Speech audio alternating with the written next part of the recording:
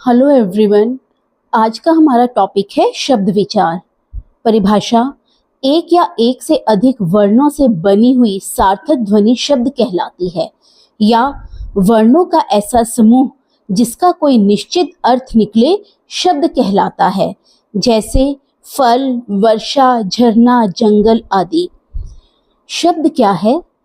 कह रहे हैं वर्णों का समूह। वर्ण क्या होते हैं? हम पिछले वीडियोस में पढ़ चुके हैं कि स्वर और व्यंजन वर्ण कहलाते हैं, और उन्हीं से हमारे शब्दों का निर्माण होता है, शब्दों से हमारे वाक्यों का निर्माण होता है। तो शब्द क्या है? वर्णों का ऐसा समूह जिसका कोई निश्चित अर्थ निकले। निश्चित अर्थात जैसे फल। जब हम फल शब्द जो है बोल रहे हैं या लिखते हैं तो हमारे दिमाग में आ जाता है कि फल कौन से होते हैं, हमारे दिमाग में आ जाएगा। उनके पिक्चर्स जो है हमारे दिमाग में आ जाएंगी। केला है, आम है, अनार है, सारे फल हैं। तो फल का नाम देखते ही हमारे ध्यान में फलों की आकृति आ जाती है। वैसे ही वर्षा जब है हम सुनते हैं, लिखते हैं तो बारिश का सीन हमारे सामने आ जाता है। तो क्यों? क्योंकि ये वर्णों का एक ऐसा समूह है जिसका निश्चित अर्थ निकलता है। अगर हम फल की जगह लफ लिख देते हैं तो दोनों ही वर्ण हैं। फ और ल से मिलकर ही फल भी बनता है, फ और ल से मिलकर ही लफ लिखा जाएगा। लेकिन लफ का कोई अर्थ ही नहीं है। लफ जब हम सुनते हैं तो हमारे मन में कोई आकृति ही नहीं आती है। वर्षा नाम सुनते ही हमारे दिमाग में वर्षा ऋतु आ जाती है, बारिश का सीन जो है हमारे दिमाग में आ जाता है। लेकिन अगर हम इन वर्णों को अलग अलग करके कुछ और वे में लिखें, जैसे रश, आव, रशाव कोई अर्थ ही नहीं निकल रहा है। तो वर्णों का ऐसा समूह जिसका अर्थ निकलता है वह शब्द कहलाता है। नेक्स्ट है पद। शब्द जब वाक्य में प्रयुक्त होते हैं तब ये पद कहलाते हैं। जैसे हमारे पास शब्द हैं, अलग अलग शब्द हैं। राम एक शब्द है, स्कूल एक शब्द है, जाता है। जब हमने इनमें कॉमास लगा दिए हैं अर्थात ये अलग अलग शब्द हैं, और जब हम इन्हें क्या लिखेंगे, एक वाक्य के रूप में प्रयोग करेंगे। राम स्कूल जाता है, एक वाक्य बन गया है। तो है तो शब्द ही, राम, स्कूल भी एक शब्द है, जाता भी एक शब्द है भी एक शब्द है, लेकिन ये सारे मिलकर एक वाक्य का निर्माण कर रहे हैं। वाक्य में जो कोई भी शब्द प्रयुक्त होता है वह पद कहलाता है। जैसे राम अलग लिखेंगे तो शब्द है, जब ये राम वाक्य में आ रहा है तो ये राम क्या कहलाएगा? पद कहलाया जाएगा। वैसे ही स्कूल, जाता है, ये सारे क्या हैं? पद हैं, क्योंकि वाक्यों में प्रयोग जो भी वर्ड होते हैं वह पद कहलाते हैं। नेक्स्ट है शब्दों के भेद। शब्दों के भेद 4 हैं। फर्स्ट है स्रोत, रचना, अर्थ और प्रयोग। स्रोत मीन्स ये शब्द आए कहाँ से हैं। हिंदी वर्णमाला में ये शब्दों का निर्माण किस प्रकार हुआ है, ये शब्द हमें मिले कहाँ से। तो ये जो स्रोत हैं ये चार तरह से हमारे पास आए हैं शब्द: तत्सम, तद्भव, देशज और विदेशज। रचना, उनकी रचना किस प्रकार होती है? इसके 3 भेद हैं: रूढ़, यौगिक और योगरूढ़। अर्थ के आधार पर शब्दों के अनेक भेद हैं, जिनमें से कुछ प्रमुख कौन से हैं? एकार्थी, अनेकार्थी, पर्यायवाची, विलोम शब्द और समरूपी भिन्नार्थक शब्द। और प्रयोग की दृष्टि से शब्द के 2 भेद हैं, एक है विकारी, एक है अविकारी। तो चलिए इन्हें डिटेल में हम पढ़ते हैं। शब्दों के भेद। फर्स्ट है स्रोत या उत्पत्ति के आधार पर। स्रोत के आधार पर शब्द के 4 भेद हैं: तत्सम शब्द, तद्भव शब्द, देशज शब्द और विदेशज या विदेशी शब्द। तो सबसे पहले आता है तत्सम शब्द। तत्सम शब्द क्या होते हैं? तत्सम शब्द 2 शब्दों के मेल से बना है। तत् प्लस सम, इसका अर्थ है उसके समान। हिंदी भाषा के शब्द भंडार का मूल स्रोत संस्कृत भाषा है। संस्कृत के काफी शब्द हिंदी में ज्यों के त्यों ले लिए गए हैं। जैसा कि हम जानते हैं कि संस्कृत प्राचीनतम भाषा है। सबसे पहले संस्कृत ही बोलचाल में या लिखित में प्रयोग में लाई जाती थी। धीरे धीरे कई भाषाओं का प्रादुर्भाव हुआ और उनमें हिंदी जो है वो सबसे मुख्य है। और हिंदी में कई शब्द जो हैं वो संस्कृत भाषा से लिए गए हैं और वो ज्यों के त्यों, अगर जो संस्कृत में प्रयोग में लाए जाते हैं वही सेम शब्द बिना किसी परिवर्तन के जब हम हिंदी में प्रयोग में लाते हैं वह तत्सम शब्द कहलाते हैं। तो उसकी परिभाषा क्या है? संस्कृत से आए वे शब्द जो अपने मूल रूप में प्रयोग में लाए जाते हैं वे तत्सम शब्द कहलाते हैं, जैसे जल, घृत, हस्त आदि। तो ये शब्द क्या हैं? वे शब्द जो एज इट इज संस्कृत भाषा में भी प्रयोग में लाए जाते हैं और वही शब्द जो है वो हिंदी भाषा में भी प्रयोग में लाए जाते हैं, बिना किसी परिवर्तन के उन्हें तत्सम शब्द कहा जाता है। नेक्स्ट आता है तद्भव शब्द। तद्भव का अर्थ है उससे उत्पन्न। उससे उत्पन्न अर्थात संस्कृत भाषा से उत्पन्न ही हुए हैं तद्भव शब्द भी। हिंदी भाषा में अनेक शब्द ऐसे हैं जो संस्कृत से परिवर्तित रूप में आए हैं, अर्थात संस्कृत में जैसे हमने भी पढ़ा जल, जल संस्कृत का शब्द है, उसे हम हिंदी में भी प्रयोग में लाते हैं। घृत शब्द संस्कृत का शब्द है, उसे हम हिंदी में प्रयोग में लाते हैं। लेकिन जब यही शब्द हम परिवर्तन के साथ हिंदी में प्रयोग में लाते हैं तो उन्हें तद्भव शब्द कहते हैं। तो परिभाषा क्या है? संस्कृत के वे शब्द जो परिवर्तन के बाद हिंदी में प्रयोग में लाए गए उन्हें तद्भव शब्द कहते हैं, जैसे पानी, घी, हाथ आदि। अभी हमने पढ़ा जल, जल संस्कृत का वर्ड है, इसे हम तत्सम शब्द कहते हैं। लेकिन जब हम जल को चेंज करके हिंदी में लाए उसका अर्थ क्या बन गया? पानी। तो मीनिंग दोनों का सेम है, जल, पानी, लेकिन जल जो है वो संस्कृत का शब्द है और जब हम उसे परिवर्तित करके हिंदी में प्रयोग में लाए वो हमारा क्या बन गया? पानी। वैसे ही घृत, घृत का शब्द क्या बन गया? तद्भव शब्द घी। हस्त, हस्त का तद्भव शब्द है हाथ। तो तत्सम और तद्भव शब्द में अंतर क्या है? तत्सम शब्द संस्कृत के वे शब्द हैं जो बिना किसी परिवर्तन के हिंदी में प्रयोग में लाए जाते हैं, वे तत्सम शब्द कहलाते हैं।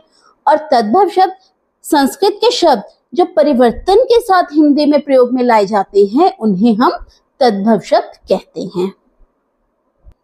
तत्सम के कुछ शब्द जिन्हें हम परिवर्तन के साथ हिंदी में प्रयोग में लाते हैं जिन्हें हम तद्भव शब्द कहते हैं। कुछ शब्द जो हैं वो क्या है? अंध तत्सम शब्द है, अंध का अंधा बन गया परिवर्तित रूप, ये हमारा क्या है? तद्भव।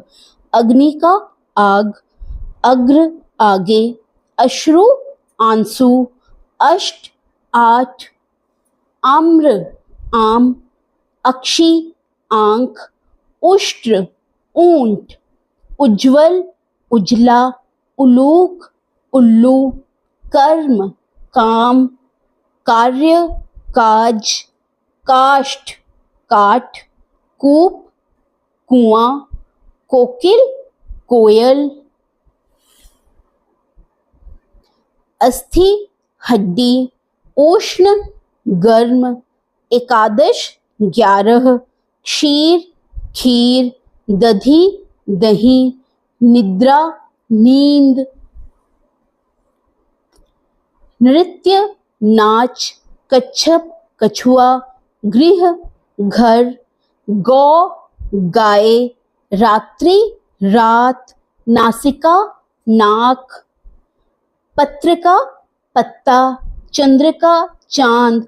और छिद्र का छिद्र तत्सम शब्द है और छिद्र का छेद क्या है? तद्भव रूप।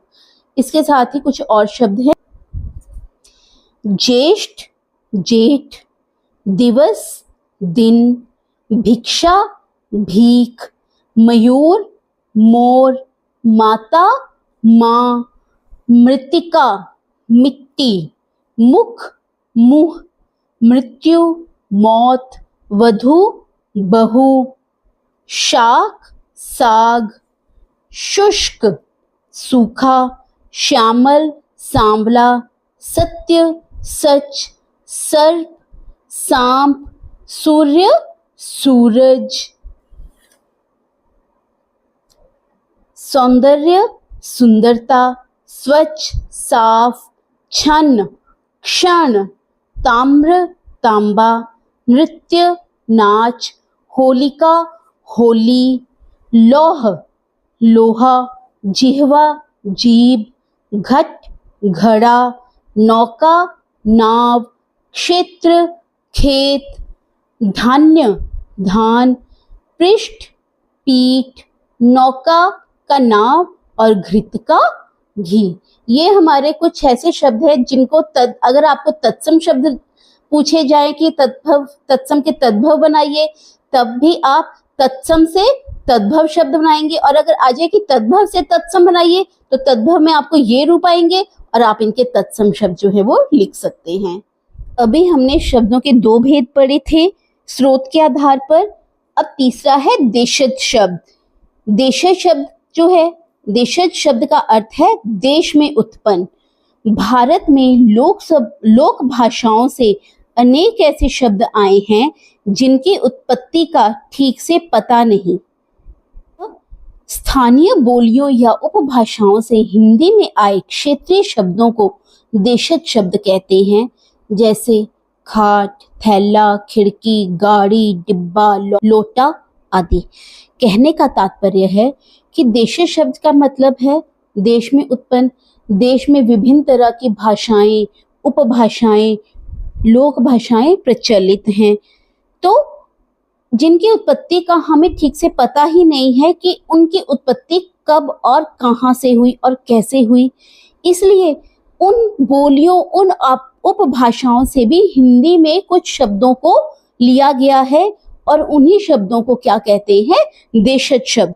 इसीलिए परिभाषा क्या बनी, स्थानीय बोलियों या उपभाषाओं से हिंदी में आए क्षेत्रीय शब्दों को देशज शब्द कहते हैं, जैसे खाट है, थैला, खिड़की, गाड़ी, डिब्बा, लोटा, ये सारे क्या हैं, देशज शब्द। नेक्स्ट आता है विदेशज शब्द या विदेशी, जिन्हें आगत शब्द भी कहते हैं। आगत मतलब आया हुआ, और ये कहाँ से आए हैं, कुछ शब्द विदेशी भाषाओं से हिंदी में आए हैं। भारत में विदेशों से अनेक जातियां आईं, वे अपने साथ अपनी भाषाओं के शब्द भी लाईं जो हिंदी में घुल मिल गए। अब आपको जैसे पता ही है कि भारत पर अनेक आक्रमण हुए, कई लोग जो हैं भारत पे राज करके गए, मुगल हैं, फ्रेंच हैं, इंग्लिश हैं, तो अलग अलग जब लोग आए उन्होंने भारत पर राज किया, वो अपने साथ अपनी बोली, अपनी भाषा भी साथ में लाए, और उनके कुछ शब्द जो हैं वो हिंदी के साथ घुल मिल गए। इसीलिए उसकी परिभाषा क्या बन गई, जो शब्द विदेशी भाषाओं से हिंदी में आए उन्हें विदेशज शब्द कहते हैं। इन्हें आगत शब्द भी कहा जाता है। आगत का अर्थ है आया हुआ। जो शब्द बाहर की भाषाओं से, बाहरी राज्यों की भाषाओं से आए हैं उन्हें आगत शब्द कहा जाता है। जैसे अरबी से कौन कौन से शब्द हिंदी में प्रयोग में लाए जाते हैं, गरीब, मजहब, खत, उम्र, किताब आदि। ये शब्द इस तरह से हिंदी में घुल मिल गए हैं कि हमें पता ही नहीं है कि वो हिंदी के वाकई में हिंदी के शब्द हैं या किसी और भाषा के, किसी विदेशी भाषा के शब्द हैं जिन्हें हम हिंदी में प्रयोग में करते हैं। वैसे ही तुर्की से चम्मच, दरोगा, गलीचा, कैंची, बेगम आदि, ये सब तुर्की भाषा के शब्द हैं। फारसी से अमरूद, जमीन, मकान, दोस्त, रुमाल आदि, ये शब्द जो हैं वो फारसी से आए हैं। अंग्रेजी से computer, film, doctor, school, plate आदि, ये कहाँ से आए हैं, अंग्रेजी भाषा से। पुर्तगाली भाषा से कौन कौन से शब्द आए हैं, अलमारी, साबुन, बाल्टी, आलू, गमला, गोदाम, चाबी, तौलिया आदि। फ्रेंच भाषा से फ्रांसीसी, अंग्रेज, कूपन, कारतूस इत्यादि। और चीनी भाषा से चाय, लीची, चीनी, चीकू, ये सारे शब्द जो हैं वो विदेशी भाषाओं से हिंदी भाषा में लिए गए हैं। नेक्स्ट आता है संकर शब्द। संकर शब्द क्या है? हिंदी में अनेक ऐसे शब्द हैं जो दो भिन्न भाषाओं के शब्द जुड़ने से बने हैं। वो एक भाषा से नहीं आए हैं, ना तो सिर्फ अंग्रेजी से आए हैं, ना ही तुर्की से आए हैं, ना ही अरबी से आए हैं। वो दो भाषाओं से मिलकर शब्द बनते हैं, उन्हें हम संकर शब्द कहते हैं। हिंदी में अनेक ऐसे शब्द हैं जो दो भिन्न भाषाओं के शब्द जुड़ने से बने हैं। ऐसे शब्द संकर शब्द कहलाते हैं। जैसे आंसू, आंसू हिंदी का शब्द है, और गैस, गैस जो है वो अंग्रेजी का। तो शब्द क्या बन गया? आंसू गैस। तो आंसू गैस क्या है? ये एक संकर शब्द है। वैसे जांच हिंदी का शब्द है, कर्ता संस्कृत का, दो भाषाएं हैं हिंदी प्लस संस्कृत, इन दोनों से मिलकर क्या बना? जांच करता। वैसे ही गुलाब फारसी का शब्द है, जल हिंदी का, और जब ये दोनों शब्द मिल गए गुलाब जल बन गया। ये एक संकर शब्द है। नेक्स्ट है रेल। रेल अंग्रेजी का शब्द है, गाड़ी हिंदी का, बन गया रेलगाड़ी। डाक फारसी का शब्द है, घर हिंदी का, और जब दोनों शब्दों को हमने मिला दिया क्या बन गया? डाकघर। तो संकर शब्द क्या हुए? दो भिन्न भाषाओं के मेल से जो शब्द बनते हैं उन्हें हम संकर शब्द कहते हैं। नेक्स्ट है रचना के आधार पर शब्द भेद। रचना के आधार पर शब्दों के तीन प्रकार हैं। पहला है रूढ़ शब्द, दूसरा है यौगिक शब्द, तीसरा है योग रूढ़ शब्द। अब रूढ़ शब्द किसे कहते हैं? वे शब्द जो अपने में पूर्ण हो और दूसरे शब्दों के योग से ना बने हो, उन्हें रूढ़ शब्द कहते हैं। इन शब्दों के और अधिक खंड अर्थात टुकड़े नहीं किए जा सकते। जैसे पेड़, दूध, रात, चाय आदि।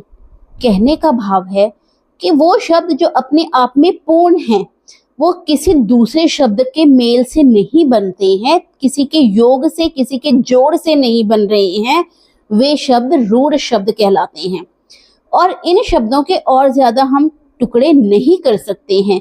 जैसे पेड़ अपने आप में पूर्ण शब्द है, जब अगर हम इनके टुकड़े करते हैं क्या बन गया? पे प्लस ड़।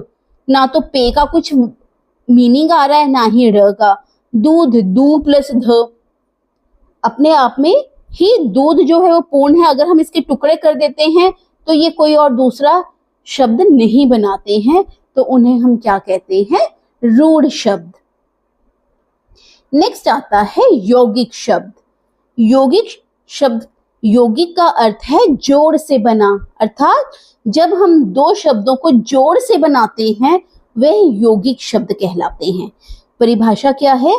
जो शब्द दो या दो से अधिक सार्थक शब्दों से बनते हैं उन्हें यौगिक शब्द कहते हैं। अभी बताया कि जब दो या दो से अधिक सार्थक शब्द मिलकर किसी शब्द का निर्माण करते हैं उसे यौगिक शब्द कहते हैं। रूढ़ शब्द अपने आप में पूर्ण है, किसी शब्द के जोड़ से नहीं बना है और ना ही हम उसके आगे टुकड़े कर सकते हैं। लेकिन यौगिक शब्द क्या है? वो जोड़ से बना है, अर्थात हम दो शब्दों को मिलाकर जो शब्द बनाते हैं उसे यौगिक शब्द कहते हैं। जैसे हिमालय, हिम प्लस आले, दो अलग अलग वर्ड हैं, हिम और आले। क्या बन गया हमारा? हिमालय एक वर्ड बन गया। हिमालय क्या है? यौगिक शब्द है। महा प्लस देव, दो अलग अलग शब्द है। महा होता है महान, देव देवता, दोनों अलग अलग वर्ड्स हैं, दोनों के अपने अलग सार्थक अर्थ भी हैं, और ये दोनों मिलकर एक दूसरे शब्द का निर्माण कर रहे हैं, महादेव। तो वो क्या है? यौगिक शब्द। दिन प्लस दिन, दो अलग शब्द हैं, दोनों मिलकर क्या बना रहे हैं? प्रतिदिन। वैसे ही नर प्लस इंद्र, नर अलग वर्ड है, इंद्र अलग वर्ड है, और जब दोनों को मिला दिया क्या बन गया? नरेंद्र। तो आप देखिए हिम प्लस आले, आले क्या है? एक प्रत्यय भी है, और प्रत्यय को जोड़कर हम एक शब्द बना रहे हैं। यहाँ पर उपसर्ग, महा उपसर्ग भी है, तो उपसर्ग और शब्द मिलकर एक नया शब्द बना रहे हैं। दिन प्लस दिन, ये एक समास के द्वारा जो है प्रतिदिन बन गया, समास के द्वारा हमारे शब्द का निर्माण हुआ। और नर प्लस इंद्र जोड़कर क्या बन गया, नरेंद्र। तो ये क्या है, संधि के द्वारा हम शब्द का निर्माण कर रहे हैं। तो यौगिक शब्दों की रचना उपसर्ग, प्रत्यय, समास, संधि के द्वारा होती है। नेक्स्ट आता है योग रूढ़ शब्द। योग रूढ़ का अर्थ है योग युक्त रूढ़, अर्थात वे शब्द जो यौगिक होते हुए भी किसी विशेष अर्थ में रूढ़ हो जाते हैं उन्हें योग रूढ़ शब्द कहते हैं। जैसे जलज, जलज का अर्थ है जल में उत्पन्न अर्थात कमल। योग रूढ़ का क्या अर्थ है कि यौगिक होते हुए भी, यौगिक अर्थात दो शब्दों का जोड़ होते हुए भी किसी तीसरे के बारे में बताए उसे योग रूढ़ शब्द कहते हैं। जैसे जलज, जल प्लस ज, दो शब्दों के मेल से बन रहा है।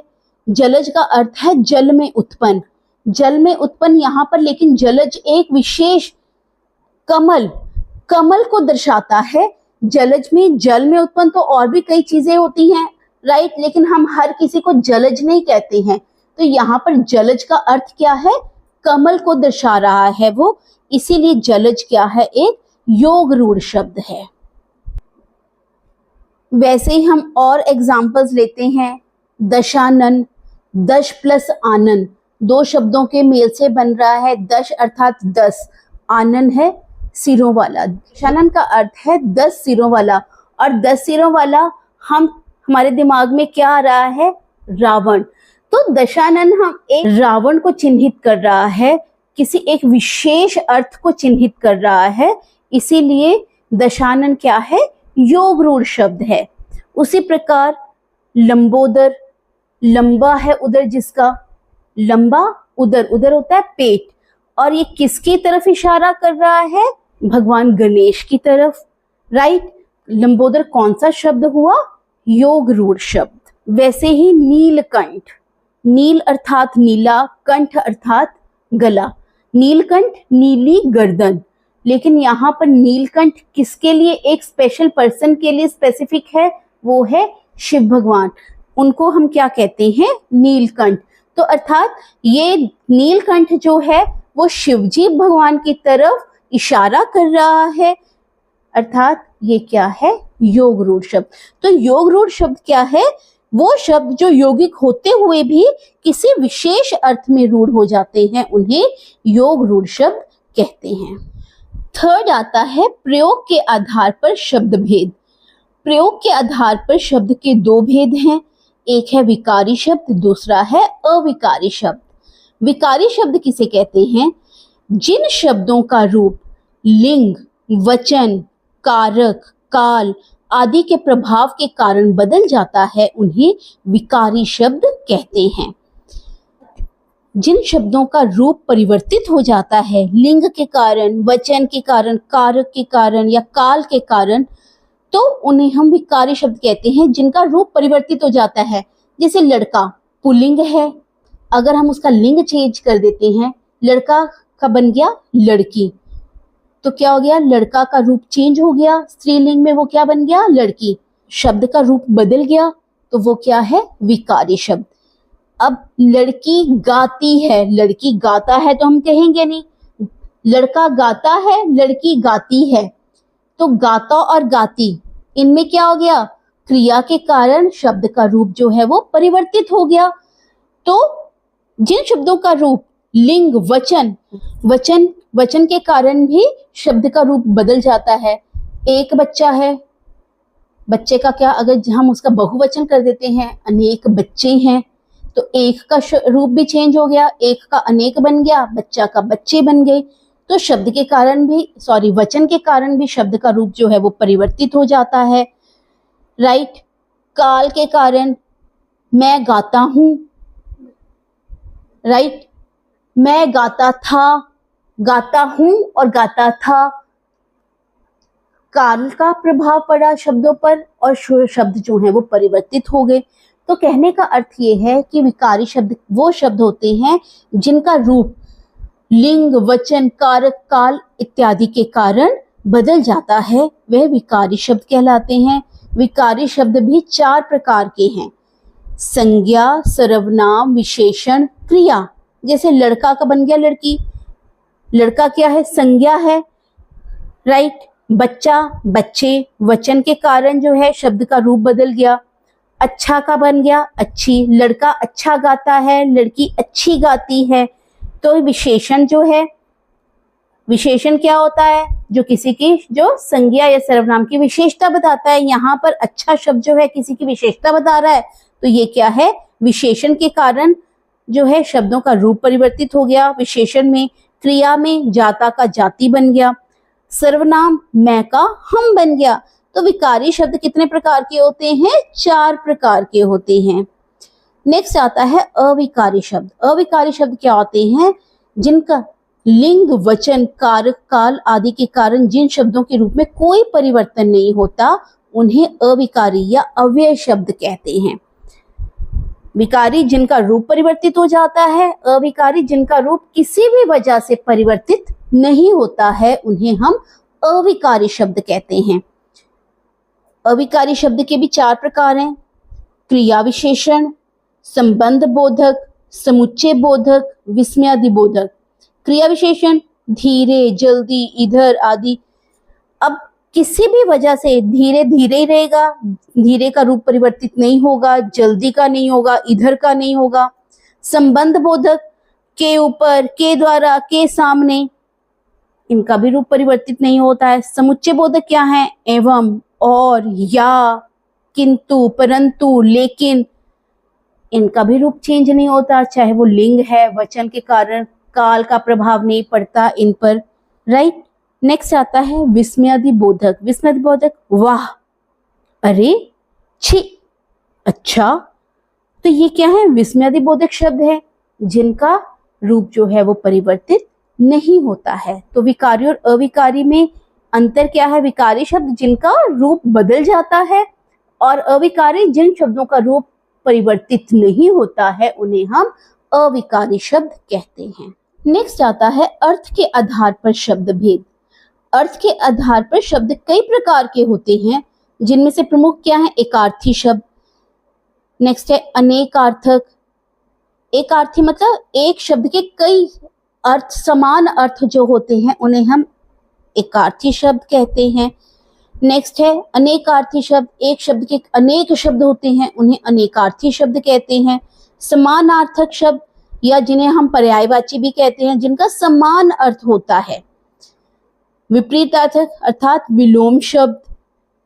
समरूपी भिन्नार्थक, समरूपी भिन्नार्थक, समरूपी भिन्नार्थक जैसे वर्ड है एक जैसे दिखने वाले, एक है चिंता, एक है चिता, सिर्फ एक बिंदी का फर्क आ रहा है उसमें, तो ये क्या है, समरूपी भिन्नार्थक शब्द। और नेक्स्ट है वाक्यांश के स्थान पर एक शब्द। कई शब्दों के स्थान पर जब हम एक शब्द का प्रयोग करते हैं, जैसे जहां पहुंचना कठिन हो, एक वाक्य है, अनेक शब्द हैं, और उसका एक शब्द क्या बन जाएगा, दुर्गम। तो वाक्यांश के स्थान पर एक शब्द। तो ये क्या है, अर्थ के आधार पर शब्दों के भेद। और इसी के साथ हमारा शब्द विचार जो है वो समाप्त होता है। अगर आपको वीडियो पसंद आए तो इसे लाइक कीजिए और चैनल को सब्सक्राइब भी कीजिए।